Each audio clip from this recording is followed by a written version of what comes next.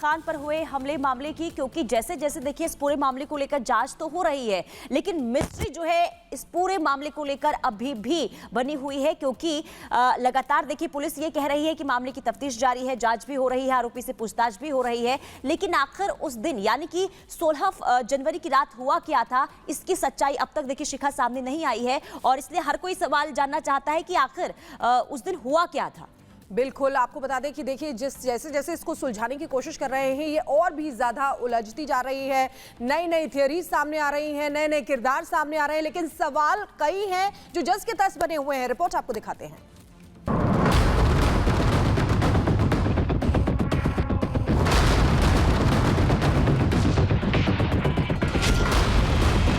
बहुत सारी face structure से, आई से, जॉय लाइन से, स्किन टोन से काफ़ी अलग। बॉलीवुड अभिनेता सैफ पर हमले के मामले में हर रोज नया मोड़ और नए खुलासे हो रहे हैं। सैफ पर हमले की कहानी अब बॉलीवुड की किसी रोमांचक फिल्म से कम नहीं लग रही और अब मुंबई पुलिस के बयान और लीलावती अस्पताल की ओर से जारी मेडिकल रिपोर्ट ने इस पटकथा में नया मोड़ लाकर रख दिया।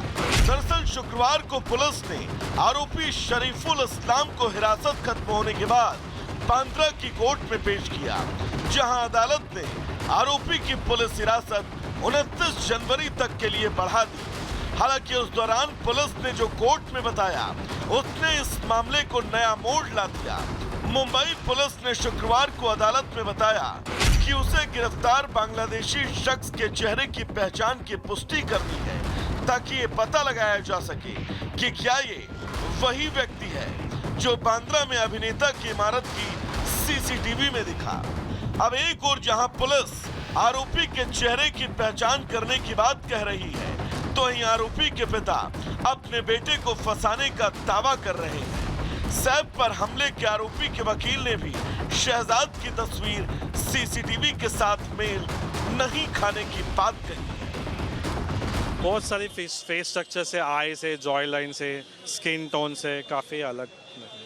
तो मतलब कि आप ये भी कह रहे हैं कि हाँ आरोपी है, नहीं आरोपी कोई और है इसके अलावा? अभी वो prima facie evidence let the prosecution to proof. Saif Ali Khan के आरोपी की पहचान को लेकर जो पेच उलझा है, इसके साथ ही सैफ को अस्पताल पहुंचाने को लेकर भी अब कई थ्योरियां सामने आ चुकी हैं, जिसके चलते ये सवाल उठ रहा है कि आखिर हमले के बाद सैफ अली खान अस्पताल किसके साथ पहुंचे। पहले कहा गया कि इब्राहिम ने ऑटो से लेकर अस्पताल पहुंचाया, फिर कहा गया नाबालिग तैमूर के साथ अस्पताल पहुंचे। मेडिकल रिपोर्ट के मुताबिक सैफ दोस्त के साथ आए। इन सवालों का जवाब जानने के लिए जब रिपब्लिक की टीम ने लीलावती हॉस्पिटल के डॉक्टर से सवाल किया, तो उन्होंने क्या कहा, आइए आपको सुनाते हैं। Sir, speak to Republic, sir. Talk to Republic. Talk to Republic, sir. Sir, who took Saif to hospital? Sorry. Sir, who took his son? His son or his friend? No, his son. His son. But that report suggested that his friend Afsar Zaidar took him. No, he came by auto rickshaw. We have CCTV footage with his son and one caretaker. On caretaker and his son. So what is that report suggested, sir? Thank you. Sir, what is the truth, sir? What is the truth? Family will give you more details. Saif Ali Khan पर हमले का मामला किसी Bollywood picture के script से कम नहीं लग रहा। रोजाना नए नए खुलासे और नए नए किरदार सामने आ रहे हैं और जांच पर जांच जारी है। लेकिन अब देखना होगा कि इस मामले का पूरा सच आखिर कब निकलकर सामने आता है। Bureau report, Republic Bharat.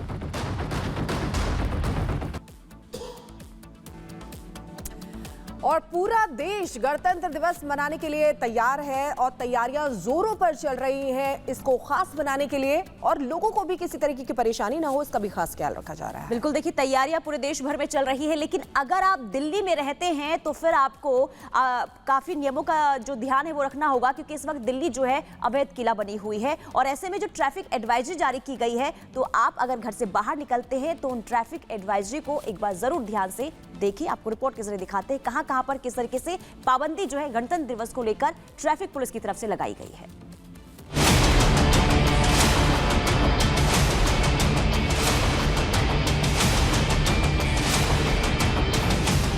शुरू हुई गणतंत्र दिवस की तैयारी।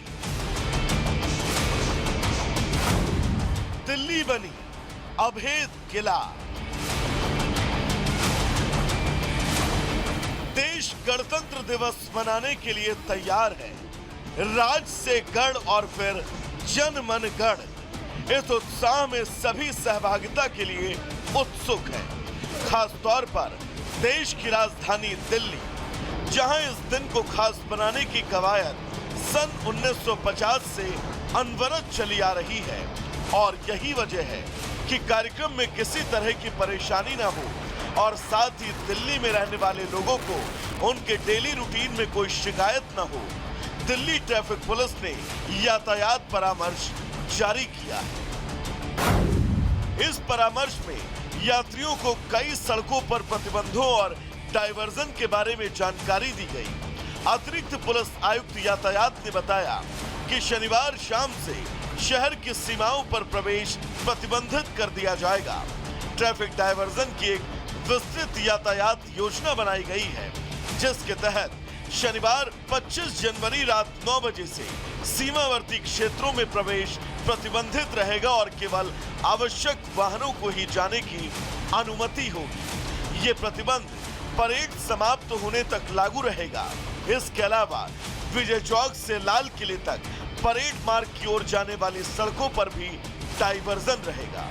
उन्होंने कहा कि शनिवार रात 9:15 बजे के बाद सी हेक्सागन पर यातायात प्रतिबंध लागू हो जाएगा। दरअसल गणतंत्र दिवस परेड सुबह 10:30 बजे विजय चौक से शुरू होगी और लाल किले तक जाएगी। सुबह 9:30 बजे इंडिया गेट स्थित राष्ट्रीय युद्ध स्मारक पर समारोह होगा। जानकारी है कि परेड विजय चौक, कर्तव्य पथ, सी हेक्सागन, नेताजी सुभाष चंद्र बोस की प्रतिमा के चारों ओर, तिलक मार्ग, बहादुर शाह जफर मार्ग, नेताजी सुभाष मार्ग और लाल किले से होकर गुजरेगी। तो देश की अखंडता, समता और मूलता का पर्व मनाने के लिए दिल्ली तैयार है। साथ ही दिल्ली में सुरक्षा को लेकर कई लेयर तैयार किए गए हैं। चप्पे चप्पे पर दिल्ली पुलिस और अर्धसैनिक बलों की मुस्तैदी है और शासन प्रशासन की पूरी कोशिश है कि देश के इस पर्व में किसी भी तरह की कोई चूक न हो। Bureau report, Republic Bharat.